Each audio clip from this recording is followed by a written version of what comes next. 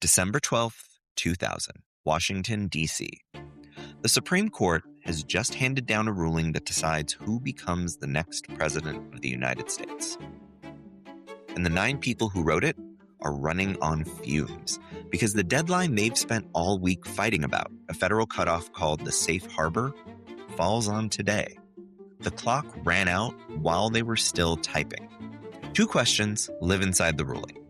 The first, was the recount down in Florida broken? 7 of the 9 justices say yes. The second, what do you do about a broken recount? 5 say stop it. 4 say fix it. The opinion has no author. It's what lawyers call a per curiam, Latin for by the court, a decision signed by nobody and owned by everybody. Buried in it is one strange sentence. The reasoning here, it says, is limited to the present circumstances. 9 people are choosing who will run the country, and in the same breath, telling every judge who comes after them not to treat this as a rule. At the dead center of the 5 who voted to stop sits one man. He agreed the recount was broken. He voted to end it anyway. His name is Anthony Kennedy. During his 30 years on the highest court in the land, he was often the swing vote in landmark cases, including Citizens United v. FEC, Shelby County v. Holder, and the case we're talking about today, Bush v. Gore. So what if Kennedy, on that second question alone, not the Constitution or the law, just the fix, had said, count it instead of stop it? Let's hit Control-Z. Welcome to Control-Z Rewritten, the podcast where we take the biggest decisions in history and ask, what happens if they go the other way? Not random what-ifs, real 50-50 calls with alternatives that were actually on the table. One decision, we hit Control-Z, try it the other way, and see what changes. Al Gore won the 2000 election. The popular vote, anyway, by almost 544,000 votes. More Americans walked into a booth and chose Al Gore than chose George W. Bush. But in the United States, that's not how you win the presidency. You win it in the Electoral College, a system where each state gets a pile of votes roughly equal to the size of its delegation in Congress, and whoever reaches 270 of them moves into the White House, no matter what the nationwide head count says. In 2000, every electoral vote was spoken for, except one state's, Florida. 25 electors up for grabs. Take Florida, and you take the country. So how close was Florida? Well, out of nearly 6 million ballots cast, the certified margin was 537 votes. Bush, 2,912,790. Gore, 2,912,253. A difference of about 0.09% in the one place that decided everything that year. When a race is that tight, Florida law forces an automatic machine recount, so the machines went back to work. Bush had started the night ahead by a little over 1,700 votes. After the recount, his lead shrank to 327. Gore's team then asked for hand counts in 4 heavily Democratic counties: Volusia, Palm Beach, Broward, and Miami-Dade, which the law allowed. And that's where the real trouble begins, because to recount a Florida ballot by hand in the year 2000, you first had to understand the Chad. No, not the guy that you follow on TikTok. This is the way that Floridians voted in 2000s. So Floridians voted on punch cards. You took a stiff paper card, slid it into a holder, and pushed a little stylus through a pre-scored hole next to the name you wanted. A clean punch popped out a tiny rectangle of paper, the Chad, and light shone through the hole and the machine read a vote. Push too softly, though, and that little rectangle didn't come free. It hung by one corner, or it hung by 2, or it just bulged in the middle without breaking like a window screen somebody leaned on. Election workers squinting at millions of these cards built a whole vocabulary for the failures. A Chad clinging by a single corner was a hanging Chad. By 2 corners, a swinging Chad. A Chad that bulged but never broke was a pregnant Chad. And the faintest mark of all, where the stylus pressed but nothing gave, was a dimpled Chad. I believe there was also a Giga Chad, but I can't verify that.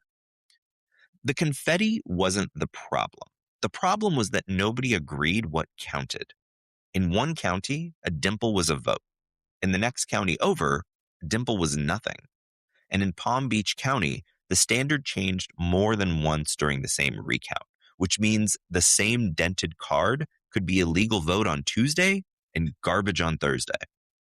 The fight crawled through the courts for 5 weeks. Florida Secretary of State, a Republican named Katherine Harris, set a hard certification deadline while 3 counties were still counting. The Florida Supreme Court stepped in and pushed it back. On November 26th, Harris certified Bush the winner by that 537 vote margin, with some recounts still unfinished. Gore formally contested the result. And on December 8th, the state's high court did the dramatic thing. By a vote of 4-3, it ordered a hand recount of every undervote in Florida, all 45,000 or so ballots the machines had read as containing no presidential vote at all. The dimples and the hanging chads, the whole shoebox of ambiguity. With those added in, Bush's lead fell from 537 to 154. 154 votes in a country of 280 million people. The next day, December 9th, the U.S. Supreme Court froze the recount 5-4 while it decided what to do. Oral arguments came December 11th, and the ruling landed December 12th, the safe harbor deadline, that federal cutoff I mentioned, the date by which a state is supposed to lock in its electors so Congress has to accept them without a fight. The judges handed down their decision on the very day the clock hit 0.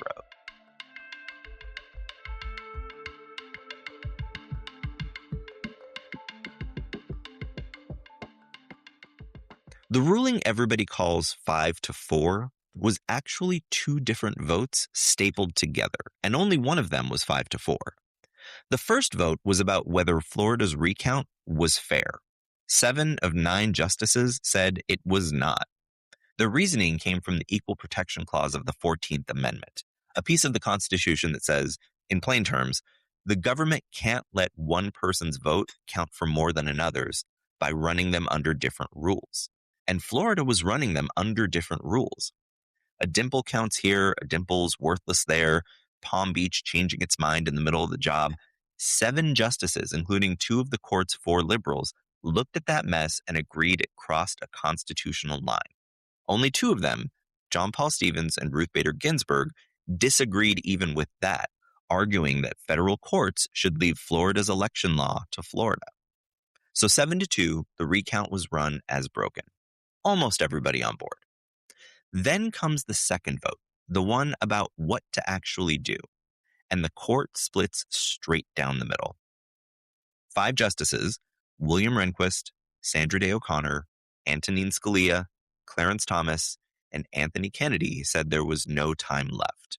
They argued that since the safe harbor deadline was that very day, December 12th, you couldn't build a fair, uniform recount and run it in the hours that remained. So the only move was to halt the count, throw out the Florida court's order, and leave Bush's certified 537 votes standing. 4 justices, Stevens, Ginsburg, David Souter, and Stephen Breyer, said the opposite. They argued it should be sent back to Florida, force one clear rule, and let the count finish. 2 of those 4, Souter and Breyer, had agreed there was a constitutional problem in the first place. They simply thought the cure for a broken count was a better count, not no count. Justice Stevens put his dissent in writing, and the line is devastating in how plain it is. Under their own reasoning, he wrote of the majority, the appropriate course of action would be to remand to allow more specific procedures for implementing the legislature's uniform general standard to be established. Translated out of lawyer, you said the problem is inconsistent rules. The answer to inconsistent rules is consistent rules. So write the consistent rule and count the ballots. You don't burn the house down because the thermostat's broken. Now the man in the middle, Anthony Kennedy. Kennedy was one of the 5 who voted to stop. But what separates him from 3 of those 5 is very important context. Rehnquist, Scalia, and Thomas didn't just vote to halt the count on the clock. They signed a second, separate opinion built on something called the Article 2 theory, an argument that Florida's Supreme Court had illegally seized a power the Constitution hands specifically to the state's legislature, the power to decide how that state picks its electors. For those 3, the recount had to die for 2 independent reasons: no time and no right. Kennedy didn't sign that second opinion. His vote to stop rested on one thing alone: the clock. This makes Kennedy the softest hard vote on the court. He wasn't driven by a deep theory about who gets to run elections. He just looked at the calendar, decided that a fair recount couldn't be finished in time, and chose to stop instead of fix. So here's the Control Z, and it's small and surgical. Kennedy keeps every other position. He still believes the recount was broken. He still signs on to the equal protection finding, but he changes his mind on one question, the remedy, and crosses the room to join Breyer and Souter. The 4 who wanted to count become 5, and the holding of Bush v. Gore flips from stop the count to count it under one rule and finish by December 18th. Florida gets 6 days. That's the whole hinge. We're not building a new theory of the Constitution or a new reading of a single word. Simply one justice deciding that the cure for a broken count is a fair count. And we know, with a precision that's almost unfair, what that fair count would have found. In the year after the election, 9 of the biggest news organizations in the country, the New York Times, the Wall Street Journal, the Washington Post, CNN, the Associated Press, and a few others, pooled their money and hired the National Opinion Research Center, also known as NORC, at the University of Chicago, to do the thing the Supreme Court voted to stop Florida from doing: count every disputed ballot in the state. All 175,010 of them. About 63,000 were undervotes, the ones the machines read as blank. 111,000 were overvotes, and the overvotes are the key to this entire story. An overvote is a ballot where the machine thinks you voted for more than one candidate, so it throws the whole thing out. Sometimes that's a person who genuinely couldn't decide. Often, though, and especially in Florida, it was confusion.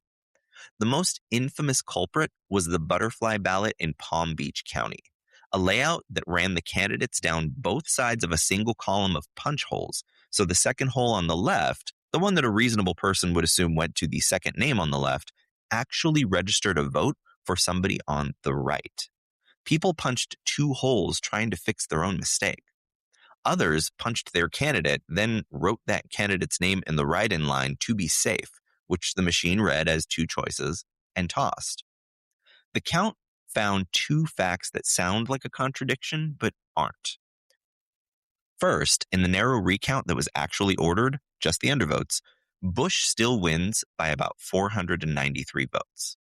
Second, when you count the overvotes too, the whole picture flips, because Gore's name was marked on 84,197 of those rejected overvote ballots, and Bush's on only 37,731.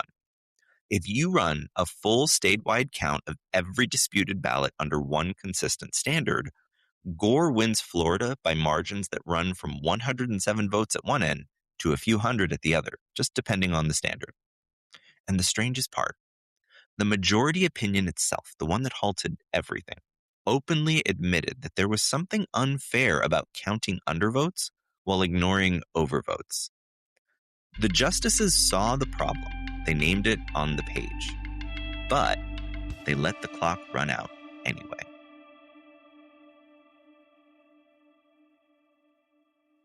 It's late at night on December 12th, 2000. Anthony Kennedy has crossed the room. The Supreme Court sends Bush v. Gore back to Florida with the instruction the Florida justices have been waiting weeks to hear. Count every disputed ballot in the state, undervotes and overvotes alike, under a single standard, the clear intent of the voter. Finish it by the 18th. Tallahassee moves fast because it has no choice. County canvassing boards reconvene in fluorescent back rooms across the state, and the squinting starts again. Except this time, the rule is identical everywhere.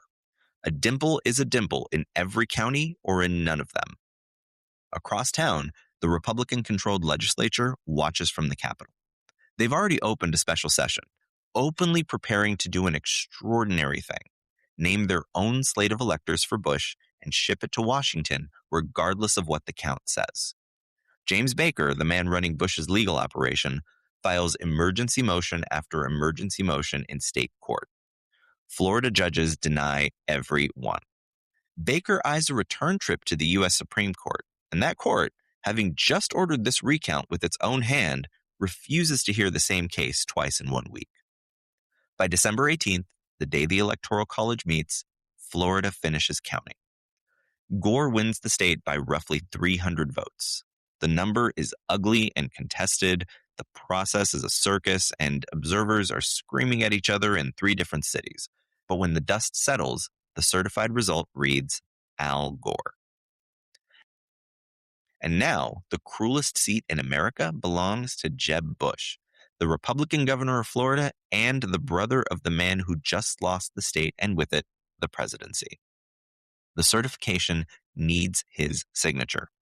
He can refuse and trigger a constitutional crisis that could end in his own impeachment, or he can sign away his brother's presidency with his own pen. Jeb signs, nobody claps. Legally, there's no other move on the board.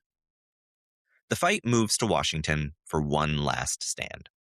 On January 6, 2001, Congress meets in joint session to formally count the electoral votes, and the official who is to preside over that session by the plain rules of the Constitution is the sitting vice president, Al Gore.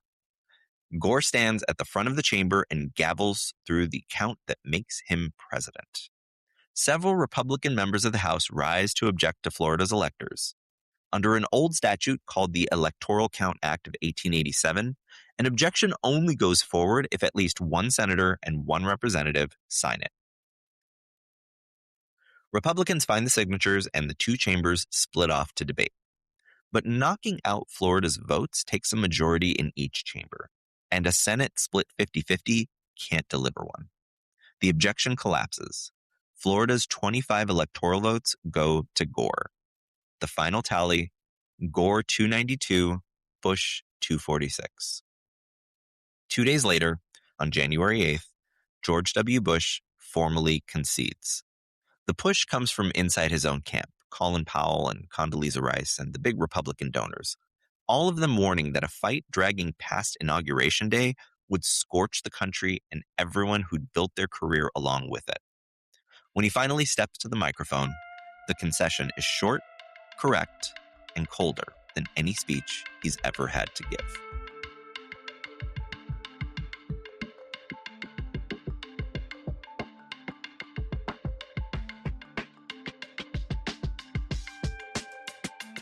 On January 20th, 2001, Al Gore places his hand on a Bible and becomes the 43rd President of the United States. He won the popular vote by 543,895 ballots, and Florida by 300. And somewhere between a third and half of the country is certain he stole it. The conservative media machine that spent the 90s building itself, talk radio, Rush Limbaugh, Fox News Channel, all turn on the new president with one unified message. The recount was a theft, the Democrats rigged it, and this man is a fraud. A bumper sticker slogan had floated around that fall in the real timeline aimed at Bush that read "Selected, not elected." Within days, that is actually flipped around and slapped on Al Gore. He takes the oath in front of a crowd, and behind the crowd are the signs. The handoff is the smoothest part of a brutal winter. Gore had been Bill Clinton's vice president for 8 years, so the government doesn't empty out the way it does when the other party wins. The appointed staff, the deputies, and the national security hands are already his people, or at least in the same orbit. What the recount steals is time. The weeks a new administration normally spends getting its Senate-confirmed appointees vetted and seated all vanished into Florida. and a lot of the top jobs are still waiting on confirmation when the year turns. He fills them out fast. Richard Holbrooke, the diplomat who negotiated the 1995 deal that ended the war in Bosnia, takes the State Department. Leon Firth, Gore's foreign policy advisor of 2 decades, becomes national security advisor. Senator Bob Kerrey takes the Pentagon. Larry Summers is kept on at Treasury. And Eric Holder moves up to Attorney General. And one man keeps his job without a fight, a counterterrorism official named Richard Clarke, who'd spent years inside the government raising alarms about a network called Al-Qaeda, and who now reports to people who take him very seriously. President Gore's first crisis isn't a foreign one. It's the economy, and it was coming no matter who won. The stock market frenzy over internet companies that had swelled all throughout the late 90s, what we call the dot-com bubble, had already begun deflating by the spring of 2000. But by 2001, it goes into a full recession. Overpriced tech stocks crater, the money supply tightens, and Gore, 3 weeks into the job, owns it. And what he does next is where the ripple effect forks for the first time.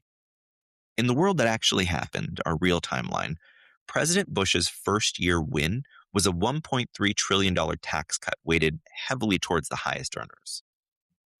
Gore can't pass anything like that and wouldn't even if he could. He's got a House of Representatives run by Republicans and a Senate split exactly in half. So instead of a giant legislative win, he gets a smaller, targeted package through, an expansion of the tax credit for working families, money for roads and bridges, and funding to wire the country for broadband internet.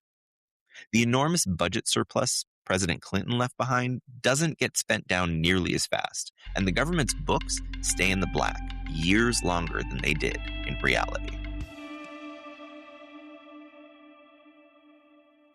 On the morning of September 11th, 2001, 19 men board 4 commercial airliners, and nothing about who sits in the Oval Office changes that.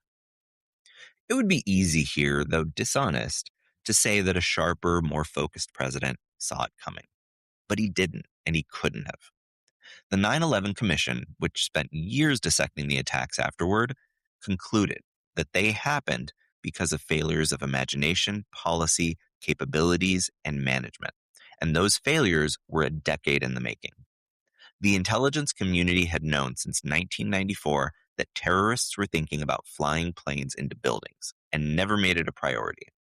The FBI had at least 5 separate chances to find 2 of the hijackers while they were living openly inside the United States, and they missed all of them. The machinery that should have caught them was broken in ways that had nothing to do with the November 2000 election. If anything, Gore inherits the same handicap Bush did. The contested election devoured the transition, and on the morning of the attacks, only 57% of the top 123 national security jobs that require Senate confirmation were actually filled. A government missing half its senior people walked into the worst day in its modern history. Gore's transition is just as rushed and his bench just as thin. Richard Clarke, with his better access and his years of warnings, gets a more serious hearing in a Gore White House. But the commission's own grim verdict was that even aggressive action on the warning signs probably wouldn't have stopped it. So the towers come down, the Pentagon burns, and nearly 3,000 people die on a clear Tuesday morning. And Al Gore, the president half the country still calls illegitimate, becomes a wartime commander-in-chief. The country rallies to him the way countries do. His approval ratings, battered for 9 months, surge overnight. 3 days after the attacks, Congress passes the Authorization for Use of Military Force, a short, sweeping resolution handing the president the power to make war on whomever planned the attacks. It passes 98-0 in the Senate and 420-1 in the House, the lone no vote from a congresswoman from California named Barbara Lee. The same resolution passes in this timeline because the rage is total and the language is broad. Gore points it at Afghanistan, where the Taliban government is sheltering the man who ordered it all, Osama bin Laden, and hands them the same ultimatum President Bush did in our timeline. Give him up or lose your country. The Taliban refuses. So, in October 2001, American special forces and Afghan allies come down on them like a hammer. And by November, the Taliban has fled Kabul. Bin Laden runs for the mountains of Tora Bora, and in the chaos and the thin force committed to sealing the passes, he slips away. Barely, but he gets out.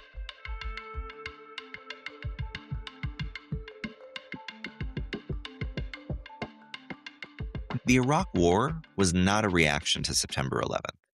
It was a project with a specific list of authors, and in the alternate timeline, none of them works in the administration.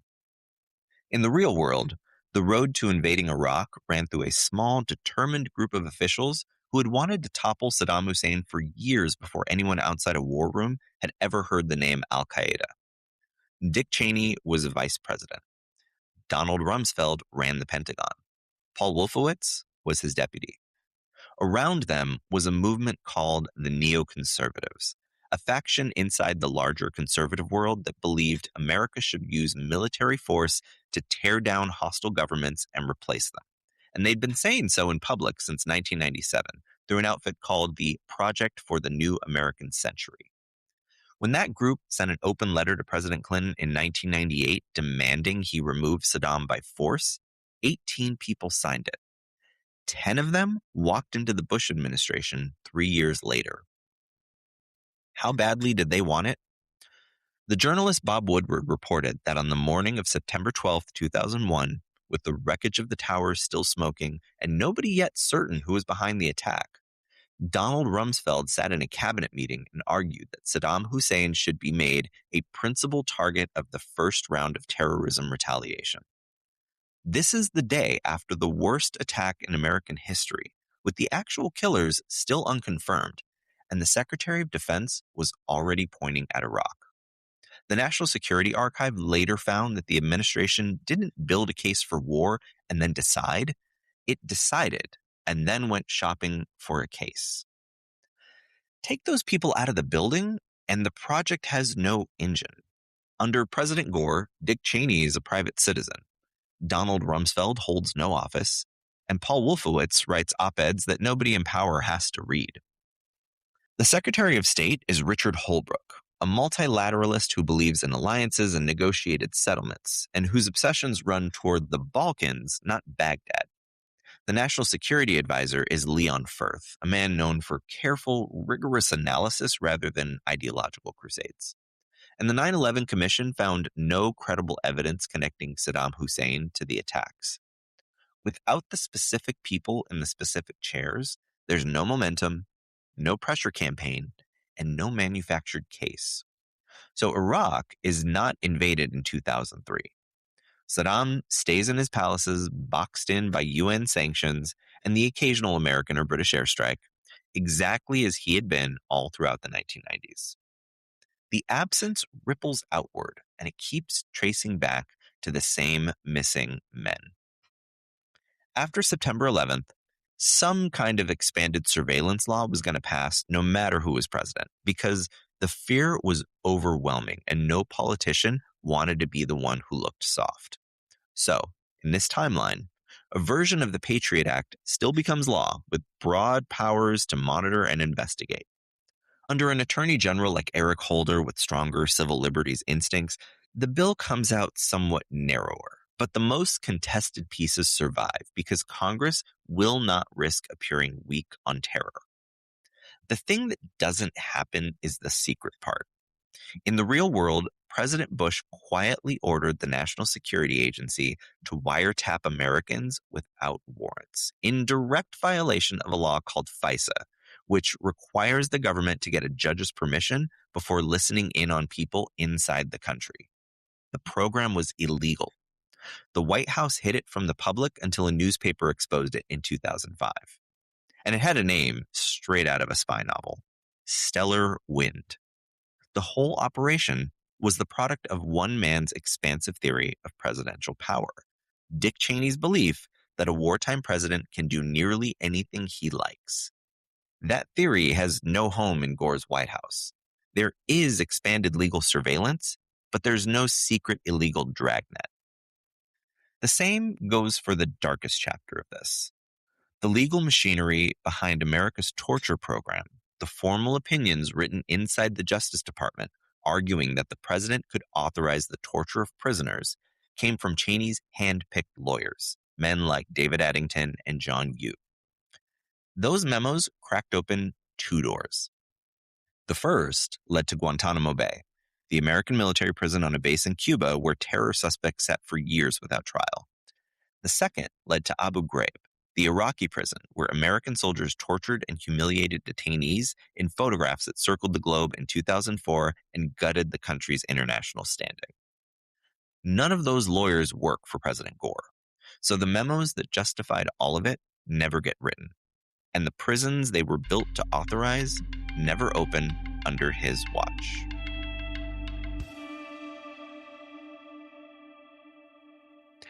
Al Gore had been the country's loudest voice on climate change since before most Americans even recognized it as a phrase. He'd warned about it as a senator in the 1980s. He wrote a best-selling book on it, Earth in the Balance, in 1992. And as vice president, he personally flew to Japan to negotiate pieces of the 1997 Kyoto Protocol, the first big international treaty to cut the gases that heat the planet.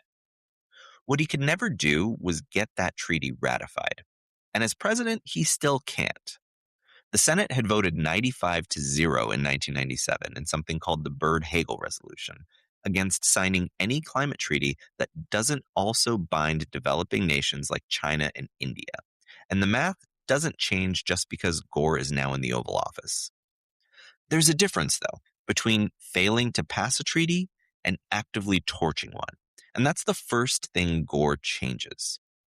In the real timeline, one of Bush's earliest acts was to yank the United States out of Kyoto entirely. This happened in March of 2001. Gore doesn't do this. The country stays inside the international framework, and his Environmental Protection Agency keeps its legal authority to treat carbon dioxide as a pollutant it can regulate. As president, he pushes the renewable energy incentives straight from his own campaign platform. These include a tax credit covering 20% of the cost of rooftop solar panels, credits for wind and solar power production, and tougher mileage rules for cars. Carbon regulation in the United States starts earlier than it did in our timeline. Then, in late August of 2005, a Category 4 hurricane named Katrina turns toward the Gulf Coast, and everything about climate politics in our alternate timeline changes. The storm hits no matter who's president. Hurricanes don't check the party of the man in the White House. And New Orleans sits below sea level behind levees the Army Corps of Engineers had built and patched over decades. It's vulnerable on the calmest of days. What's different is everything that happens after Katrina makes landfall. In the real world, the federal response was a catastrophe so total that a bipartisan House investigation titled its report "A Failure of Initiative" and called the whole thing a national failure. Part of that collapse was structural. FEMA, the Federal Emergency Agency, had been swallowed into the giant new Department of Homeland Security in 2002 and stripped of its independence and its budget. This reorganization happens in the alternate timeline too, but a Gore administration runs a government that treats competence as a religion.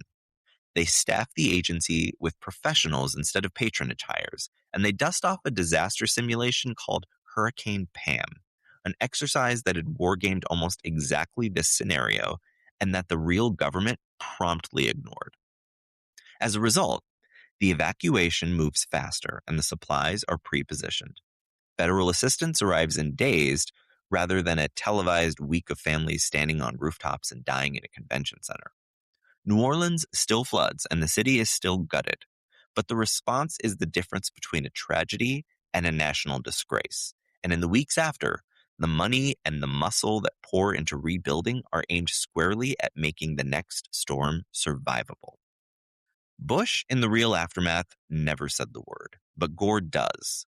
Standing in the wreckage of a drowned American city, with the whole country watching and grieving and ready to listen, President Gore calls Katrina what he believes it is, a warning shot from a warming planet, and he spends every ounce of the political capital a unifying disaster hands a president to do something about it.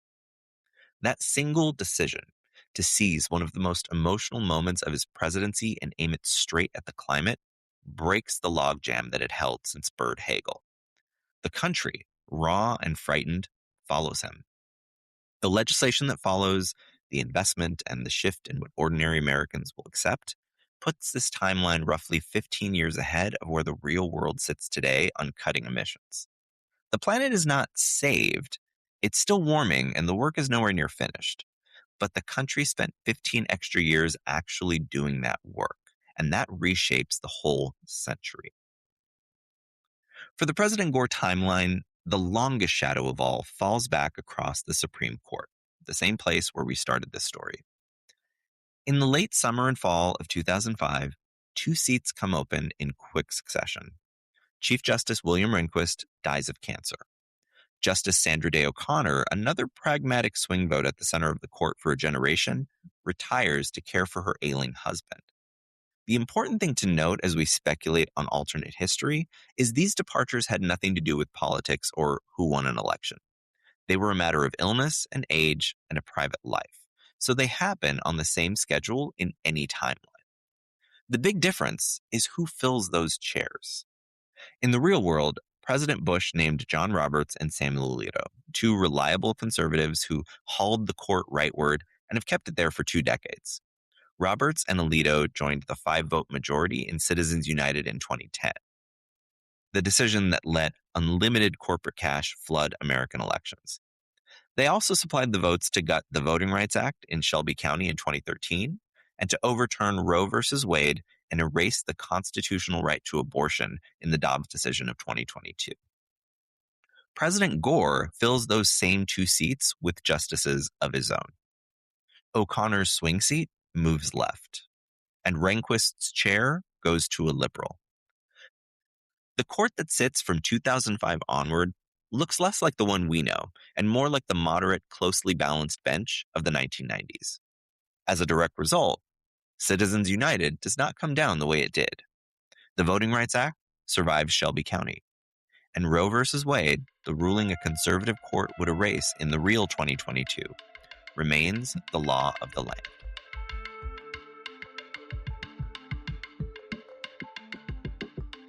By the time Gore stands for re-election in 2004, the legitimacy wound has never fully closed, and it never will. But he runs as something close to unbeatable in the pre-social media age, a wartime president. His Republican challenger is John McCain, the war hero senator from Arizona. And McCain runs hard at the legitimacy question, at Gore's handling of the economy, and really at anything else within reach. But it isn't enough. Voters rarely fire a commander-in-chief in the middle of a fight. And Gore is running against the people who actually attacked the country. And a serious and competent administration has waged a war seriously and competently. There's no quagmire in Iraq to drag him under. There's no occupation gone wrong. There's no scandal of a war sold on a lie. Gore beats McCain in a race decided by a hair and serves a second term. Now let's add up what that second term doesn't contain. The Iraq War never happens, so the roughly 4,400 American service members it killed in our world are alive in this one. The $2.1 trillion war zone bill, part of the $8 trillion the post 9/11 wars would eventually cost, is never spent. There is no occupation curdling into years of insurgency and ruin. There's no fabricated case about weapons of mass destruction paraded before the UN and then exposed as being false. There's no global collapse of trust in American honesty because there's nothing to be dishonest about. And there's no ISIS, or at least not the one we know, because the historical trail of that group runs directly back through the Sunni insurgency of the Iraq War to its parent organization, Al-Qaeda in Iraq, an enemy born from the chaos of the invasion. Without that invasion, there's no vacuum, and without the vacuum, there's no caliphate. The Great Recession of 2008 lands differently as well, because the conditions that turned a housing slump into a global meltdown look different under Gore. The reckless deregulation and the willful blindness to a swelling housing bubble that defined the real run-up don't get the same free rein from an administration warier of letting Wall Street police itself. The bubble inflates smaller, and the warning signs get attention sooner. What was a once-in-a-century financial catastrophe in our world is, in this one, a sharp but survivable downturn, a bad year or two followed by recovery, as opposed to a lost decade. And politics keeps moving without the war that reshaped it.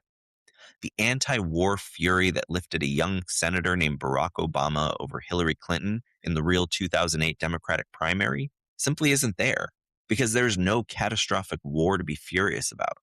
So when Gore's second term ends, it's Clinton who runs and Clinton who wins, defeating former Massachusetts Governor Mitt Romney and taking office in 2009 on the strength of the experience and the establishment backing that in the real world, the anti-war movement used as a club against her. Obama's turn comes later in 2016, but he's on his own clock. But one thing refuses to change, and it's the thing this whole story keeps circling back to. The machinery of grievance, the talk radio and the cable news, and the permanent industry of political rage. It was built on the right through the 1990s, and it runs no matter who wins. In our timeline, it spent years insisting that Democrats and a runaway Florida court tried to steal an election that Bush won.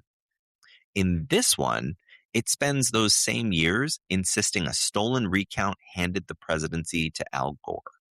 It's the same engine and the same fury. It just has a stronger grievance aimed at a new enemy. Flip the one vote and you don't cool the rage. You just give it a fresh target and a president who this time actually won.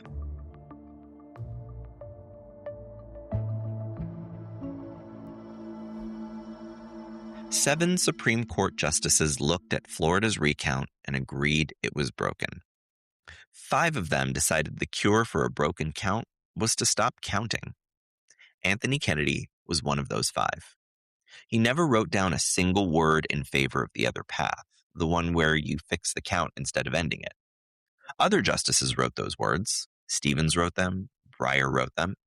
Kennedy just didn't cross the room. Sit with how small the thing is. One man, one vote on a narrow question that wasn't about the Constitution and wasn't about the law, but about the remedy. Count it or stop it.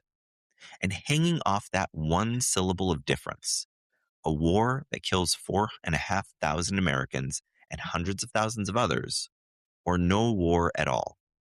A secret illegal surveillance program, or one that stays inside the law. A Supreme Court that swings hard right for 20 years, or one that holds in the center. Thousands of people who are dead in our world, breathing in the other. The whole weight of the early 21st century balanced on whether a single justice says fix or stop. The strangest thing the alternate timeline shows you isn't what changes, it's what doesn't. In the world where Kennedy crosses the room and Gore wins, the country is just as broken, just as enraged, and just as convinced it's been cheated. The only thing that flips is which half of the country believes it. Stop the count, and half the nation spends a generation sure the election was stolen from them. Continue the count, and the other half does. Unfortunately, the grievance doesn't heal, it just changes hands. Justice Stevens saw it coming, and he wrote it down that same day in the last line of his dissent. The identity of the loser, he wrote, is perfectly clear. It is the nation's confidence in the judge as an impartial guardian of the rule of law. That loser loses no matter how Kennedy votes.